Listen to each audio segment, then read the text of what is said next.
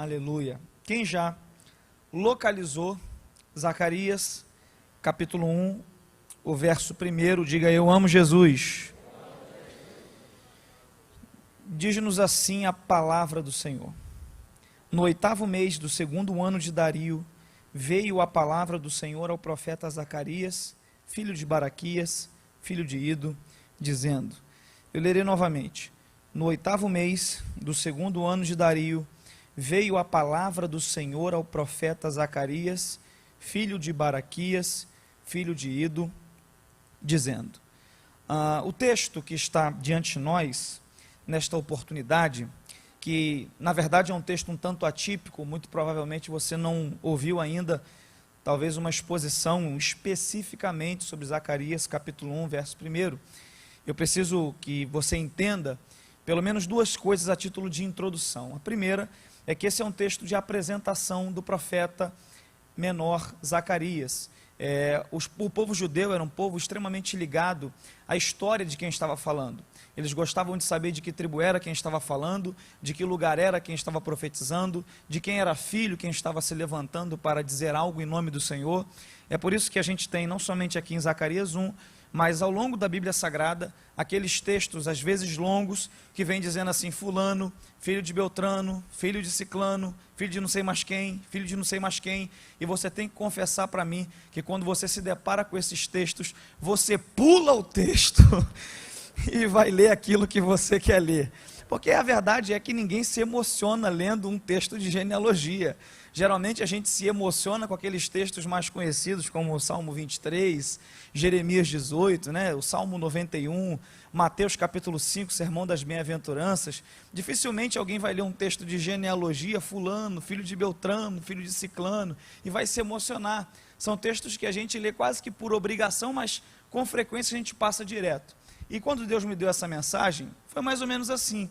Eu confesso aos irmãos que eu passei na minha leitura devocional por Zacarias 1 e dei continuidade ao capítulo 1 e fui lendo e Deus me incomodou para voltar no verso 1. Aí eu passei por esse verso e Deus me incomodou para voltar nele. Eu passava por ele e Deus foi falando comigo nele. E eu não sei se já aconteceu contigo, de o Espírito Santo tocar no teu coração para você ficar lendo ininterruptamente o mesmo versículo. Basicamente, no dia que Deus me deu essa palavra, foi assim que Ele fez comigo. Ele me tocou e eu fiquei lendo, eu passei o dia inteiro só lendo esse texto aqui, Zacarias, filho de Baraquias, filho de Ido, e eu demorei um pouco até que eu conseguisse entender aquilo que Deus queria ministrar ao meu coração, e Ele ministrou, foi transformador, e Ele vai ministrar o seu coração também essa noite, em nome de Jesus. Então, para você entender o que Deus quer falar ao seu coração, o segundo fato que você precisa perceber e estar atento, é que culturalmente o povo judeu tem uma diferença muito grande na questão da nomeação para o povo brasileiro, para nós, e até para o povo contemporâneo hoje, em muitos lugares do planeta.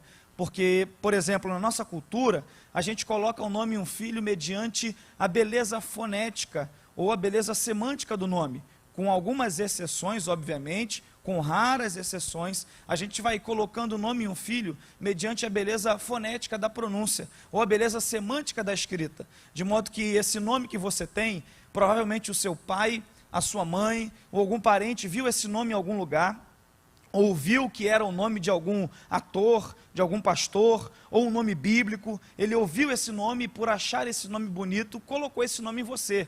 O meu nome todo é Bruno Leonardo Fernandes. É interessante que é um nome composto. O meu pai queria colocar Bruno, a minha mãe queria colocar Leonardo. Houve uma briga entre eles, uma tia interviu na briga e falou assim, não, coloca o nome composto, Bruno Leonardo Fernandes, que vai ficar bonito. E foi esse o meu nome. É um nome quase que de dupla sertaneja, Bruno e Leonardo. Então, na nossa cultura é assim, a gente vai colocando o nome em um filho mediante a beleza do nome. Eu tenho duas filhas, uma se chama Giovana e a outra se chama Bruna. Eu me recordo que quando nós estávamos na maternidade, ainda eu ia sair da maternidade com o documento dado pela maternidade, para ir registrar a minha filha mais velha, a Giovana. E eu disse para minha esposa assim, escreve o nome dela que eu vou levar para registrar. Aí a minha esposa escreveu Giovana Maia Fernandes, que é o nome dela. E é interessante, quando a minha esposa escreveu, eu li o que ela escreveu e estava lá Giovana com 2 N's. Eu virei para minha esposa e falei: meu amor, eu estou vendo aqui que tem um Giovana aqui, e eu não sei se você está acometida com alguma coisa, se aconteceu algo, mas eu estou vendo que tem uma letra a mais aqui no nome. Ela falou assim: não, não foi errado não, está certo, eu quero Giovana com 2 N's porque vai ficar mais chique. Eu olhei para ela, falei: tá bom então. E depois, quando a outra nasceu, a Bruna, ela falou assim: vai ser Bruna com 2 N's também, porque é Bruna chique. Eu falei: amém, glória a Deus. Então, em suma, na nossa cultura é assim, a gente vai colocando o nome em um filho, principalmente os primeiros nomes, mediante a beleza fonética, a beleza semântica, mas na cultura judaica não era assim que era feito. Na cultura bíblica, nos tempos bíblicos, eles colocavam o nome em um filho, não mediante a beleza do nome, mas mediante o significado que o nome possuía.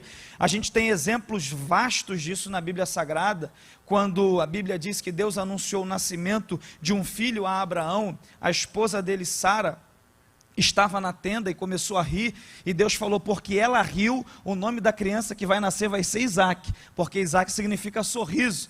Por sua vez, Isaac casou com uma mulher chamada Rebeca. Rebeca era estéril. Isaac orou por Rebeca, ela deu à luz a gêmeos, e no momento do parto, o primeiro bebê nasceu todo coberto de pelos, e aí, porque ele era coberto de pelos, falaram assim: o nome dele vai ser Esaú, que significa peludo. O segundo nasceu agarrando no calcanhar do primeiro, e falaram assim: o nome dele vai ser Jacó, porque como ele nasceu agarrando o calcanhar do irmão, o nome Jacó significa o que agarra, de modo que o nome era posto sempre mediante o significado. O nome carregava um significado profético, um significado que marcava um fato da vida daquele neném, alguma profecia. A gente tem mais à frente um dos filhos de Jacó. A Bíblia diz que a esposa de Jacó, Raquel, estava dando à luz, quando de repente ela percebeu que a vida estava saindo dela e ela estava morrendo. As parteiras tentaram animar Raquel e falaram assim: você vai ter esse menino, é um menino que está nascendo, você vai ter ele, vai ser um menino, vai ser uma bênção. E aí Raquel, sentindo que ela estava morrendo, ela falou assim: o nome desse menino vai ser Benoni, e o nome Benoni significa filho da morte, o nome Benoni significa filho da dor, o nome Benoni significa filho do sofrimento. E aí as parteiras ficaram com aquele menino na mão, Benoni, Benoni, Benoni, e de repente Jacó se aproxima e pergunta qual é o nome que a mãe deu, e as parteiras dizem: antes de morrer, a mãe colocou o nome de Benoni, que significa filho da morte. E aí Jacó, percebendo o peso negativo sobre o filho, ele olhou para o menino e falou: ele não vai se chamar Benoni, o nome dele vai ser Benjamim. Aleluia. O nome Benjamim significa filho da minha destra, filho da minha mão direita. Então Jacó sabia o peso negativo que teria ter um filho com esse nome, com esse significado. Nessa circunstância, ele trocou para Benjamim. Eu quero abrir um parêntese para te dizer que na tua casa vai ter Benjamim, em nome de Jesus. Na tua casa vão ter filhos abençoados, filhos da alegria, filhos da bênção. Então, o exemplo mais clássico para a gente encerrar essa introdução aqui é o Senhor Jesus. Quando a Bíblia diz que o anjo anunciou a Maria que ela estava grávida, ela foi a José e falou assim: olha, um anjo me disse que eu vou gerar o Salvador. José não acreditou muito naquilo e começou a projetar um jeito para deixar Maria, para desistir do casamento. E aí a Bíblia diz que um anjo apareceu também a José em sonho e falou com ele: não temas receber Maria por tua esposa, porque o que está sendo gerado nela é do Espírito. Ela vai dar à luz a um varão e por-lhe-ás o nome de Jesus. E José perguntou: mas por que Jesus, se não tem esse nome na genealogia da minha família? E o anjo falou: porque ele vai salvar a humanidade dos seus pecados. E o nome Jesus significa Deus é salvação, é a missão prioritária de Jesus. Eu não sei se mexe com você, mas mexe comigo. Esse nome é poderoso, Jesus. Esse nome abre portas, Jesus. Esse nome é poderoso para repreender espíritos malignos. Há poder no nome de Jesus. Aleluia. Então, agora que você entende isso, que o nome era posto mediante a beleza fonética ou mediante a beleza semântica, você está pronto para receber essa palavra, que é uma palavra simples, é uma palavra profética para a tua vida, e vem sempre, e vem na toada daquilo que o nosso pastor pregou nos últimos 3 dias aqui, nesse período que ele fez uma série, Conquistando em Tempos Difíceis. Eu quero profetizar essa mensagem sobre a sua vida, porque quando eu tenho esse entendimento, que o nome tem um peso profético, e eu me deparo com essa genealogia teologia, eu tenho uma profecia para a minha vida, porque o nome Zacarias significa Deus se lembra, o nome Baraquias no original significa Deus abençoa, e o nome Ido no original significa tempo determinado. Aleluia, então é isso que eu vim profetizar sobre a sua vida. Zacarias, Deus se lembra. Baraquias, Deus abençoa. Ido, tempo determinado de Deus para a tua vida está chegando. Você pode me ajudar a pregar e dizer para essa pessoa que está ao seu lado, sem tocar nela: Deus se lembra, Deus abençoa no tempo determinado. Diga para ela: Deus se lembra, Deus abençoa no tempo determinado. Eu vim profetizar essa noite que Deus se lembra de você, que Deus vai te abençoar, que Deus tem um tempo determinado estabelecido para todas as coisas acontecerem.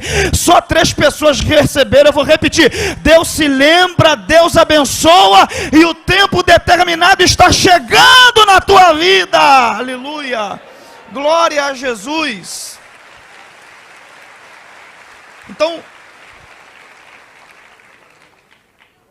o primeiro nome que a gente tem aqui é Deus se lembra. Zacarias, eu não inventei isso, é o nome no significado original em hebraico.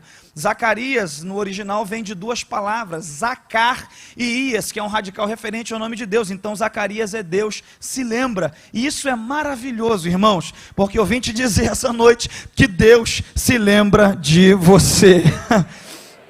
O Deus dessa igreja não é homem que de vez em quando aparece, promete mundos e fundos e depois desaparece. O Deus dessa igreja é um Deus que quando faz uma promessa, Ele lembra de cada promessa que Ele te fez. Ele lembra de cada promessa que Ele nos fez. Eu vim te dizer essa noite que Deus lembra o dia que você levantou a mão e aceitou a Ele como Salvador. Deus lembra o dia que você decidiu descer as águas batismais. Deus lembra o dia que você fez aquela oração com propósito que só você e Ele sabe. Deus lembra o dia que Ele usou o profeta foi na tua direção e disse: eis que eu te digo. Deus lembra o dia que Ele te deu um sonho profético e Ele falou: eu vou fazer isso na tua vida, e você acordou emocionado. Deus lembra o dia que o pregador pregou uma palavra e ela foi direcionada para você, parecia que só estava você e o pregador naquele dia na igreja. Eu vim te dizer que isso não caiu no esquecimento. Deus se lembra de você. Isaías capítulo 49 verso 15 diz assim: pode uma mãe se esquecer do filho que cria, do filho que nasce do seu ventre, do filho que ela amamenta, todavia, ainda que essa mãe se esqueça do seu filho, eu não me esquecerei de vós. A boa notícia aqui é que quando a gente usa essa expressão e a gente diz Deus se lembra, e em teologia tem uma coisa chamada antropopatia, que é atribuir a Deus sentimentos humanos para tentar entendê-lo. Então ao longo da Bíblia você vai perceber que às vezes é atribuído a Deus características humanas, sentimentos humanos, como em alguns textos diz que Deus se arrependeu, e em outros, como esse que eu estou te dizendo, diz que Deus se lembra. Isso é uma forma de atribuir a Deus um sentimento humano, para a gente entendê-lo. Mas é importante você perceber que o lembrar de Deus não é igual o nosso lembrar. Sabe por quê? Porque eu só posso lembrar daquilo que eu esqueci. Você só lembra daquilo que você esqueceu. Deus é o único que lembra sem nunca ter se esquecido. Aleluia, Ele lembra sem nunca ter se esquecido. Então quando a Bíblia mostra para nós Deus lembrando, quando a Bíblia mostra para nós Deus lembrando de algo, lembrando de alguém, é sinal de que Ele vai agir de uma determinada maneira, de um determinado modo. Preste bem atenção nisso aqui. Quando a Bíblia diz que Deus se lembra, é sinal de que Ele vai agir de uma determinada maneira. E a gente tem um exemplo disso em Gênesis capítulo 8. Gênesis 6, Deus anuncia o dilúvio a Noé. Gênesis 7, Noé entra na arca com a família dele. Aí em Gênesis 8, a Bíblia começa dizendo assim: e lembrou-se Deus de Noé. Lembrou-se Deus de? Toda a igreja. Lembrou-se Deus de? Mais uma vez, lembrou-se Deus de? E é interessante como em Gênesis 8 a gente vai percebendo as reações em cadeia do lembrar de Deus sobre a vida de Noé. Porque quando Deus lembra de Noé, a primeira coisa que acontece é que a Bíblia diz: e o Senhor fez a chuva cessar, e as águas foram minguando pouco a pouco, e a arca repousou sobre o cume do monte Arará. E Noé abriu a janela da arca, soltou algumas aves, o corvo, a pomba, e depois Noé abriu a porta da arca e liberou todos os animais, e saiu também também da arca e recebeu uma bênção diferente da parte de Deus. Então quando Deus se lembra, é isso que acontece. Quando Deus se lembra, é isso que Ele provoca ao lembrar de nós. Então eu estou te dizendo que Deus está lembrando de você. E a primeira coisa que vai acontecer na tua vida é que Deus vai fazer o dilúvio cessar. E o que era o dilúvio? O dilúvio era aquilo que afligia a arca, era aquilo que maltratava. O dilúvio matou uma parte ou toda a parte da espécie humana. Noé só não morreu com a família dele porque ele estava na arca de Deus. Então quando ela diz que Deus se lembra, Deus faz o dilúvio cessar. De repente você entrou aqui, você está debaixo de uma luta tão intensa. Eu sei que não é para todos, mas é para alguns. Você está debaixo de um momento tão complicado que você entrou aqui e dentro de você está falando consigo. Só eu e Deus sabem o que a gente está passando, o que eu estou passando. E é para você essa palavra. Deus está lembrando de você e Ele vai fazer este dilúvio cessar. Eu vim profetizar para quem crê essa noite que Deus vai fazer esta prova cessar, esta luta cessar, esta afronta cessar, este levante cessar. Eu vim dizer para alguém que entrou debaixo de guerra aqui essa noite: você vai sair em uma calmaria em nome de Jesus de Nazaré. O salmista disse assim a respeito de Deus: Ele faz cessar as guerras até os confins da terra, corta o arco, quebra a lança, queima os carros no fogo. Aí Deus responde ao salmista e diz: aquietai-vos e sabei que eu sou Deus, serei exaltado na terra, serei exaltado entre as nações. Eu vim profetizar que Deus vai começar a fazer dilúvios na tua vida cessarem, e você vai perceber os problemas sumindo pouco a pouco, e você vai voltar aqui para dar o teu testemunho da vitória como foi dado, porque Deus faz o dilúvio cessar quando Ele lembra de nós. Depois que o dilúvio cessa, Noé abre a janela da arca, solta o corvo, solta a pomba, e após abrir a janela e receber um sinal, ele abre a porta. Tem um detalhe interessante na porta da arca, é que em Gênesis 7 diz que quando Noé entrou na arca e fechou a porta por dentro, o próprio Deus lacrou ela por fora, para que ninguém conseguisse entrar. Então quando Deus se lembra, essa é a segunda palavra profética disso, quando Deus se lembra, Ele permite ser aberto portas que estavam fechadas. Oh glória, quinta-feira da vitória, irmão, recebe isso. Apocalipse 3:7, isto diz: o fiel e verdadeiro, aquele que tem a chave de Davi, que abre a porta e ninguém fecha. Deus vai abrir e a fofoca não vai fechar, a mentira não vai fechar, os invejosos não vão fechar. Deus vai abrir, não vai ter peso maligno que feche. Ele tem a chave e está dizendo: bate de novo na porta, manda de novo o currículo, liga de novo para aquela pessoa, que a ordem é: a porta será aberta, porque Deus lembra de você. Quando Deus lembra, Ele permite ser abertas as portas fechadas. Deus vai abrir, irmãos. E a terceira coisa que acontece quando Deus lembra é que Noé libera os animais que estavam na arca. Ele também sai de dentro da arca. Obviamente que todos estavam ali para serem preservados no tempo do dilúvio. Mas quando Deus lembra, Ele permite a porta ser aberta. E Noé é liberado, os animais são liberados. E sobre eles há uma bênção. Deus ordena que eles multipliquem, encham a terra. Então essa é a terceira coisa que acontece quando Deus se lembra. Os animais que estavam presos na arca, cada um em seu compartimento, são liberados. E isso é para quem crê. Quando Deus se lembra, coisas que estavam presas, que estavam retidas. Tem gente já entendendo, dando glória, antes de eu aplicar. Isso é igreja inteligente. Eu vim te dizer que coisas que estavam presas, travadas, amarradas no mundo espiritual, serão liberadas.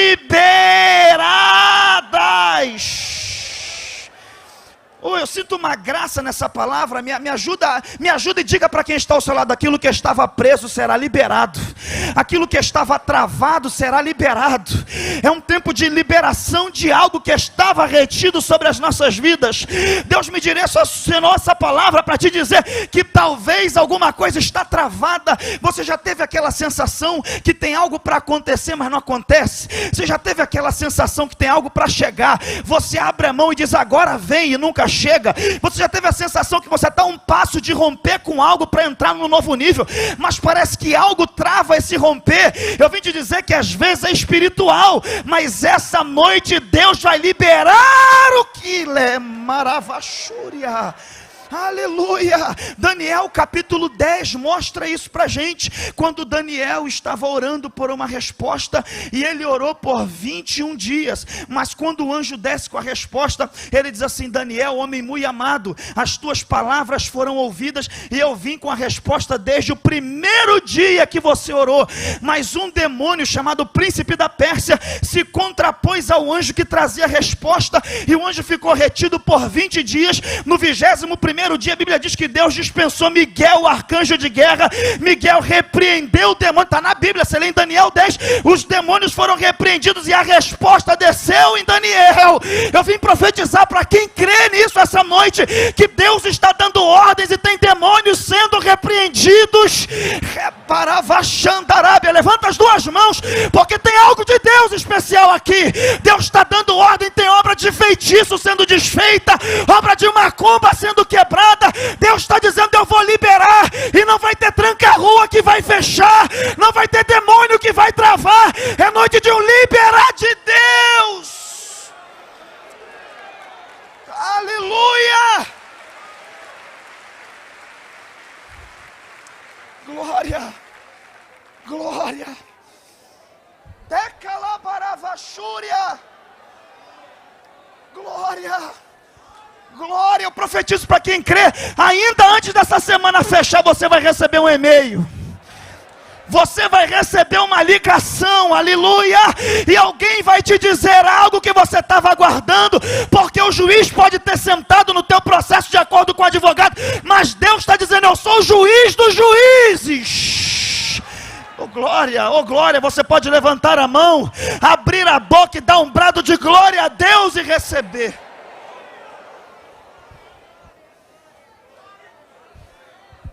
Aleluia.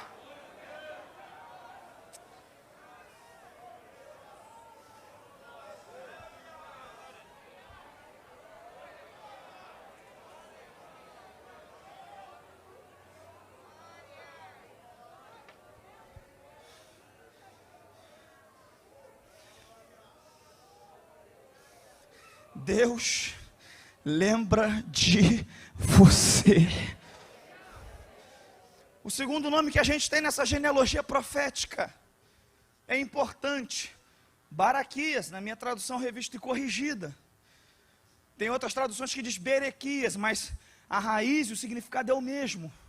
Vem de Beracaías, que significa Deus abençoa.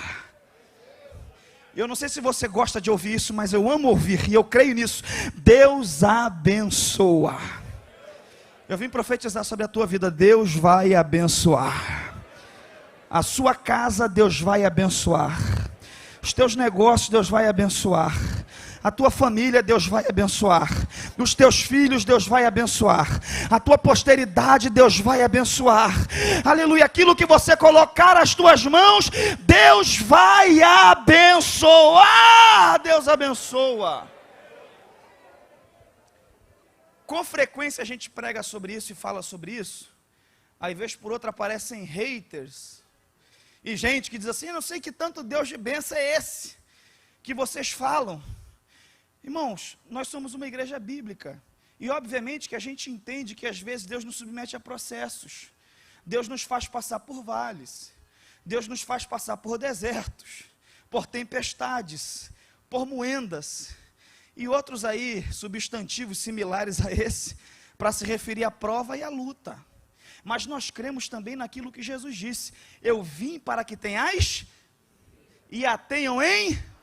Isso é maravilhoso, irmãos. Jesus veio para você ter vida e vida em abundância. Deus tem bênçãos para você e para sua casa de dois níveis, níveis espirituais.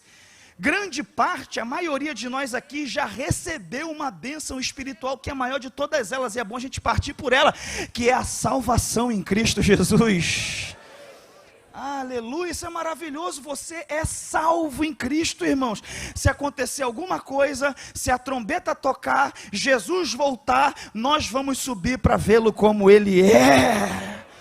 Essa é a maior bênção, e é a bênção que eu digo que é o ponto de partida da caminhada com Deus, da vida com Deus. Então, nós já recebemos essa bênção espiritual. Tem outras bênçãos espirituais, como o batismo com o Espírito Santo e com fogo, que a gente crê. Tem outras bênçãos espirituais, como dons espirituais de visão, de revelação, de profecia, sabedoria, discernimento espiritual, discernimento de espíritos. Deus tem bênçãos espirituais para a sua vida. Deus quer que você saia daqui mais cheio da presença dEle, mais sensível à voz dEle, mais cheio da graça dEle, aleluia. Ele tem bênçãos espirituais, mas Deus também tem bênçãos no nível material. Deus também tem bênçãos materiais. Deus também tem provisões para nos dar. Deus também tem milagres para fazer na nossa vida financeira. Como foi pregado aqui pelo nosso pastor, Deus tem vitórias para nos dar. Eu creio num Deus que tem bênçãos para nós. Agora é interessante você entender algumas coisas, principalmente uma coisa sobre receber as bênçãos de Deus. O nosso pastor, o Dilton, na hora de ministrar a palavra ofertória, ele falou algo e me fez confirmar ainda mais essa palavra no meu coração, porque ele leu em Gênesis 12 e 13, e ali na chamada de Abraão, tem um fato que é muito interessante. Deus chama Abraão, que no começo era Abrão, você sabe, e Deus diz assim, no final do verso 2, em uma das traduções, se tu uma... Toda a igreja, se tu uma... Então primeiro Deus diz para Abraão, seja tu uma bênção. Aí Deus fala para ele isso, se tu uma bênção. E como foi falado aqui, eu só estou explanando um pouco mais isso e aproveitando isso. Deus foi abençoando Abraão, mas a bênção ápice, a bênção que Abraão mais desejava no coração dele, era ser pai. Isso é interessante porque Deus só dá essa bênção para ele em Gênesis 21. O nascimento de Isaac só acontece em Gênesis 21. Quase 20 anos depois de Deus falar para ele, ser tu uma bênção, Deus dá a bênção que ele mais queria, que era ser pai. E o que a gente aprende com isso? De forma simples, a gente aprende que primeiro Deus diz para ele, seja uma bênção, para depois ao longo da caminhada ir entregando as bênçãos para ele. A gente aprende com isso que primeiro Deus diz, se você quer ter uma bênção, se você quer receber uma bênção, você precisa ser uma bênção. Por quê? Porque você atrai aquilo que você é. Por que tem gente que só atrai luta? Porque ele é uma luta ambulante. Ele vê pelo em ovo, vê chifre em cabeça de cobra, ele vê problema onde não existe, é antipático, grosseiro, canhengue, sabe, suvina, não é generoso, não é ajudador, é uma prova ambulante, por isso só vive de prova em prova, de luta em luta. Agora, quando a gente aprende a ser bênção, as bênçãos de Deus nos seguem. Como é que eu faço para ser bênção, Bruno?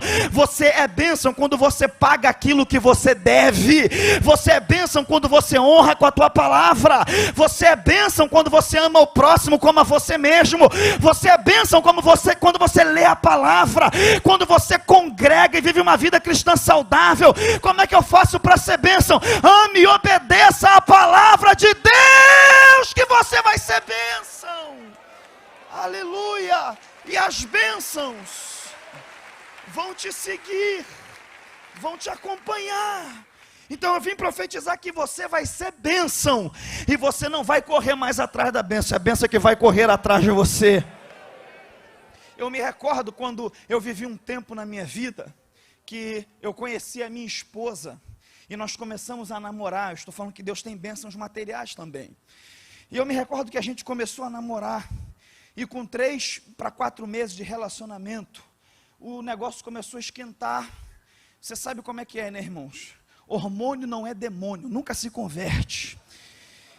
E começou a esquentar demais. Eu falei para ela, olha, ou a gente termina, ou a gente dá um passo para algo mais sério, porque Deus tem algo na minha vida e tem algo também na sua, a gente não pode pecar. E aí ela falou assim, vamos dar um passo para algo mais sério, vamos casar. Eu falei, mulher, só tem 3 para 4 meses. E ela falou, não, vamos orar, vamos casar. Eu falei, então tá bom. E a gente começou a orar. Noivamos, saudoso, grande homem de Deus, bispo Daniel Malafaia, fez o meu noivado. E a gente começou a juntar os botões para casar. E eu me recordo que eu tinha vivido uma experiência com Deus muito intensa. Uma empresa que eu trabalhava como auxiliar administrativo faliu. Foi toda uma questão que é bem demorada de explicar, e eu senti um chamado para o ministério de forma mais integral, itinerante naquele tempo. A minha esposa já trabalhava e a gente juntou os botõezinhos, a gente tinha cerca de 11 mil reais.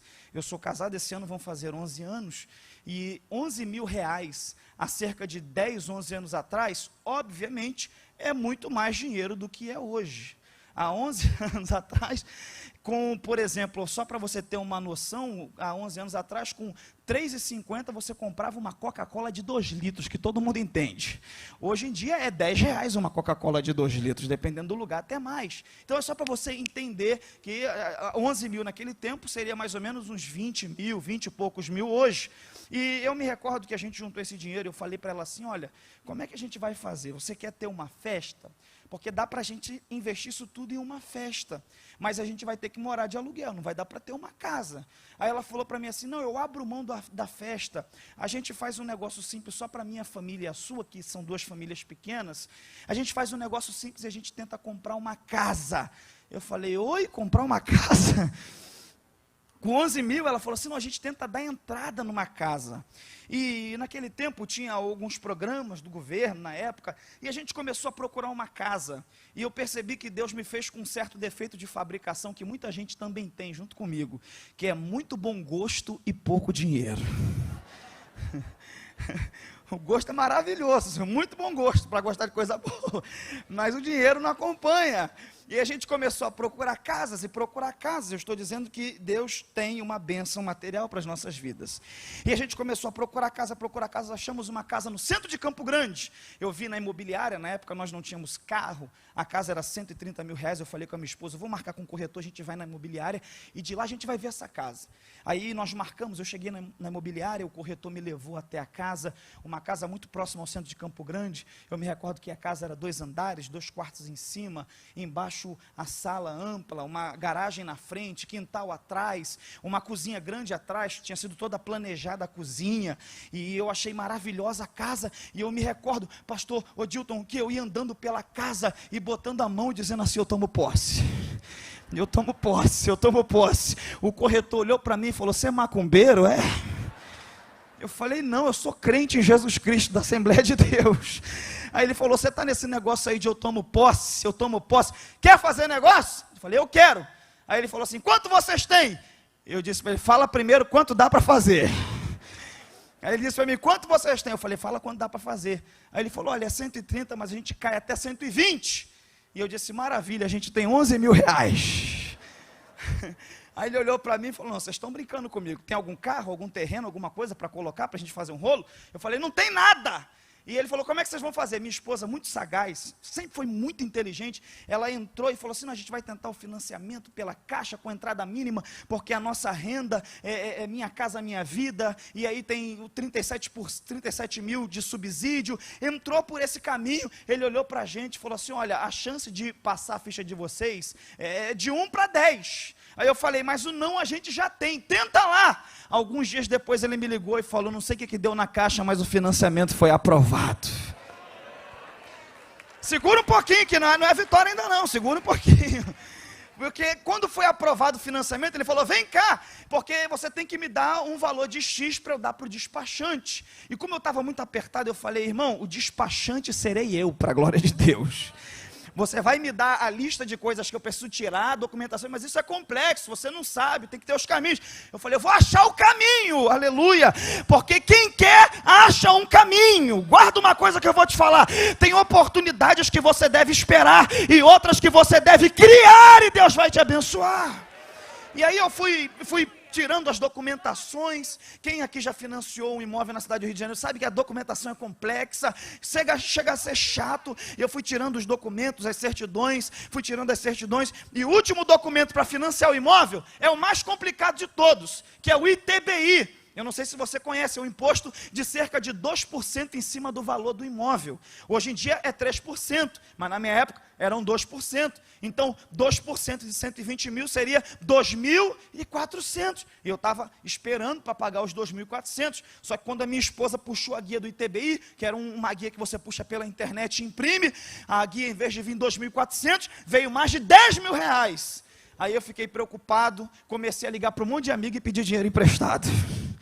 Ninguém emprestou o dinheiro, os 10 mil reais. Eu liguei para o corretor preocupado e falei assim: meu amigo, o que está acontecendo lá na prefeitura? Porque eu vou pagar no imóvel 120 mil, eu vou financiar 120 mil, como é que eles estão me cobrando mais de 10 mil de ITBI? O ITBI correto pela lei, 2% é 2.400. Aí ele falou para mim: não, de vez em quando a prefeitura coloca o valor hipotético, não é o valor real. Como tem margem de valorização, vão construir um shopping perto, etc, etc. Ela já supervalorizou o ITBI. Eu falei: mas eu não estou pagando isso, tem como recorrer? Ele falou: tem, mas demora de 60 a 90 dias e a proprietária não está com essa vontade de esperar não. Ou você resolve isso essa semana, ou a gente vai vender o imóvel para outra pessoa. Eu fiquei preocupado, porque eu fiquei pensando na luta que foi para tirar aquilo, para achar aquele imóvel. Aí liguei para minha esposa, falei assim: meu amor, você tem alguém aí para pedir um dinheiro emprestado para a gente pagar esse ITBI? Depois a gente paga isso. Ela falou: não tenho. E aí eu comecei a ficar preocupado. E ela falou assim: meu amor, não tem problema não, fica tranquilo. De repente essa casa não é para a gente. Qualquer coisa a gente casa e mora aqui na casa da mamãe. Aqui dentro eu disse: está repreendido em nome de Jesus de Nazaré. Só aqui dentro, porque minha sogra é uma bênção, uma mulher de Deus, uma ajudadora, uma serva de Deus, mas eu estava crendo que Deus tinha algo para a minha vida. Deu dia, eu liguei o telefone, e naquele dia eu ia pregar numa igreja. Eu vou falar o nome da igreja, que isso aqui que eu estou te falando não é um testemunho fabuloso, é um fato. Igreja Batista Pentecostal Nacional em Manguariba, final da Avenida Brasil à direita, o bairro de Manguariba, não sei se alguém aqui conhece. E aí, tem gente que conhece. E eu ia pregar nessa igreja, eu nunca tinha ido nessa igreja. E eu me lembro que quando eu desliguei o telefone, eu fui orar pedindo a Deus uma palavra. E eu lembro que eu dobrava o joelho e aquilo ficava dando eco na minha cabeça. A gente casa e mora na casa da mamãe. Eu não tinha carro. Diga aleluia. E o pastor foi me buscar em casa de carro. Eu não tinha carro. Aí eu entrei no carro dele, pastor Tércio Santos. E eu me recordo que, como ele não me conhecia, ele começou a querer puxar um assunto comigo. E eu quieto na minha, por causa da tensão, da luta, achando que eu ia perder aquela bênção. E de repente ele me cutucou e falou assim: meu filho, eu estou falando há 20 minutos e você não fala nada. Está acontecendo alguma coisa? Eu virei para ele e falei: pastor, eu sei que o senhor já tem os problemas aí da igreja para resolver, membro para ajudar, e eu não quero acumular o senhor com mais um problema. Ele falou: não, pode falar. Eu falei: não, só porque o senhor falou, então eu vou falar.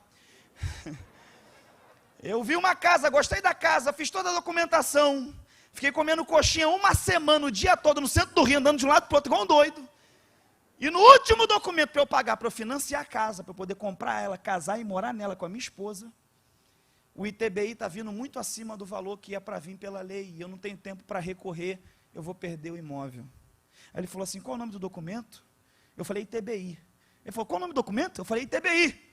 Aí ele falou: então está resolvido, porque eu sou o diretor do ITBI do Rio de Janeiro. Irmão, quando ele falou isso, eu quase voei pela janela falando em línguas. Eu senti uma graça no carro. Eu falei: como assim?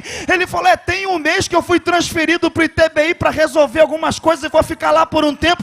Eu não posso botar o que está abaixo da lei, porque a gente é crente, é honesto, mas o que está na lei eu mexo lá no sistema. Essa semana ainda entra o valor que está na lei.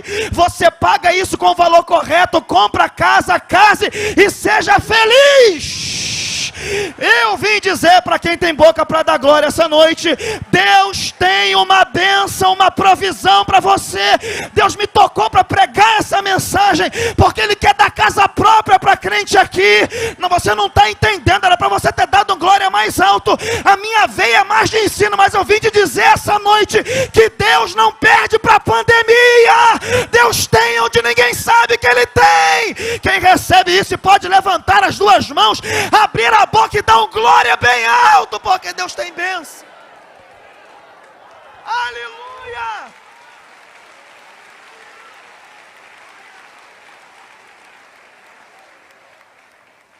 Comprei a casa.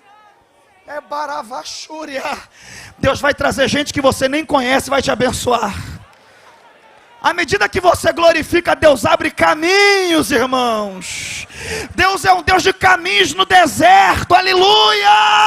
Deus vai trazer Baraquias, Deus tem prazer em te abençoar.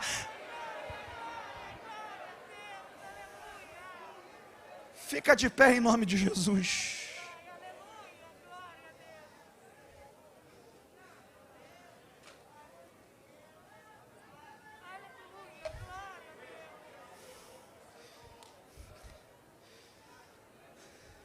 Deus se lembra,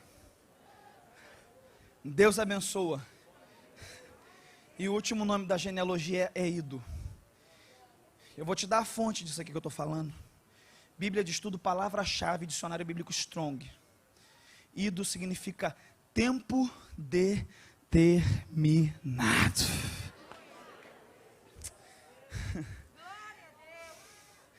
Deus determinou um tempo para você. Oh, eu sinto a presença de Deus aqui. Deus determinou um tempo para a tua vida. E para algumas pessoas esse tempo está chegando. Irmão, e quando o tempo chega, nada atrapalha, nada atravanca, nada interrompe.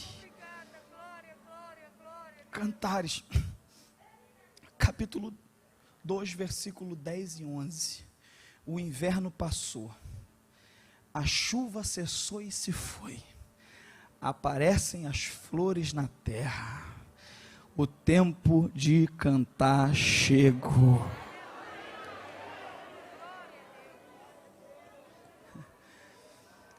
Deus se move naquilo que a gente chama de kairos. Nós nos movemos no cronos. Dias, meses, anos. Minutos, segundos, horas. Deus se move no kairos. Lucas 5, tem uma passagem interessante. Pedro responde a Jesus, após Jesus mandar ele ir pescar. A resposta de Pedro é essa aqui: havendo trabalhado toda a noite, nada apanhamos, mas sobre a tua lançarei a rede. O que ele está dizendo é o seguinte: o tempo de pescar já passou, mas eu só estou indo porque o Senhor está mandando.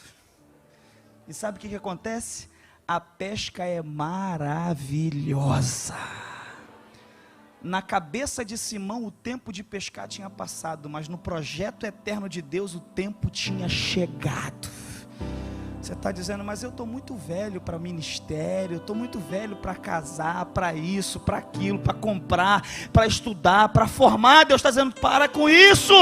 Sobre a minha palavra lança a rede, meu filho, o tempo determinado chegou.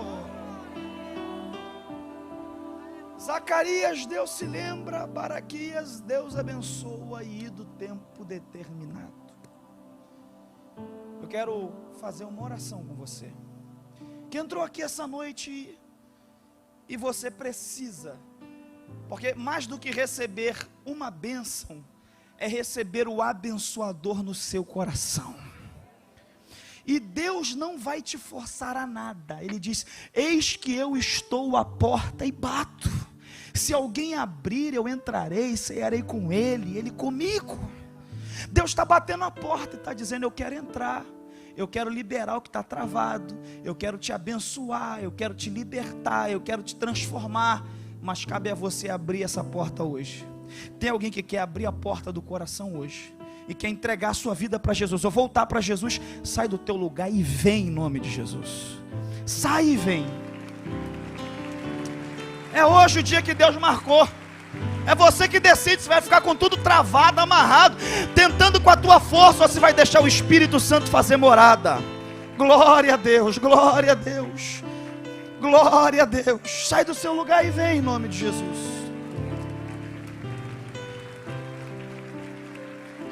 Glória a Deus.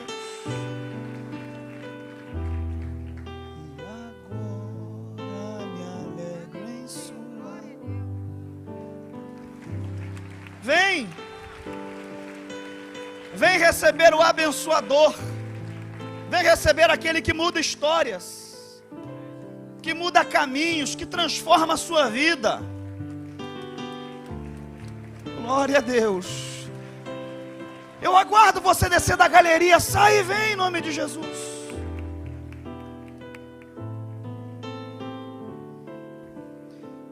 Oh, Jesus.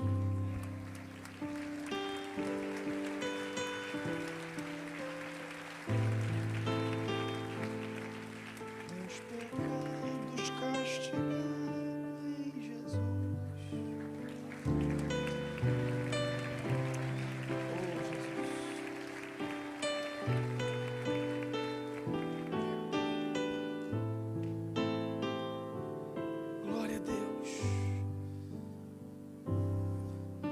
Grilhões se arrebentando essa noite, correntes se quebrando, pelo poder do sangue de Jesus. Glória a Deus, glória a Deus. Eu quero orar por essas vidas. Oh, glória a Deus. Elas não estão só recebendo uma bênção, hoje elas estão vindo para receber o abençoador, Jesus, no coração. Tem mais alguém que queira entregar sua vida também a Jesus? Glória a Deus, glória a Deus.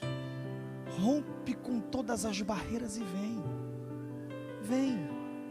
glória a Deus.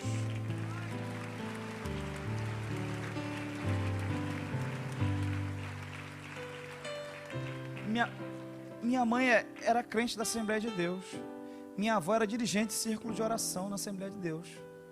Mas teve um dia que eu percebi que Deus não tem neto, Deus não tem sobrinho, Deus só tem filhos. E eu quero hoje que você reconheça Ele como seu Pai, como seu Salvador. E hoje é a sua oportunidade. De repente você já teve outra, mas Deus está dizendo: tem tanta coisa para acontecer, para eu fazer em você. Não postergue isso, se entregue hoje para Ele. Eu vou orar por essas vidas. Glória a Deus, glória a Deus. Estenda as mãos para cá em nome de Jesus. Glória a Deus. Tem mais pessoas vindo. Você pode adorar a Deus por essas vidas. Aleluia, aleluia. Aleluia, aleluia.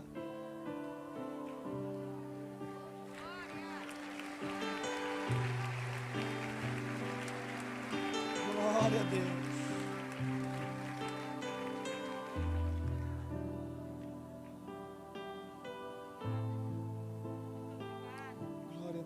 A igreja estenda as mãos para cá em nome de Jesus. Pai nosso, nós te louvamos pela tua palavra que foi explanada e por estas vidas que foram alvo da tua palavra e entenderam que a maior de todas as bênçãos é ter o Senhor em suas vidas.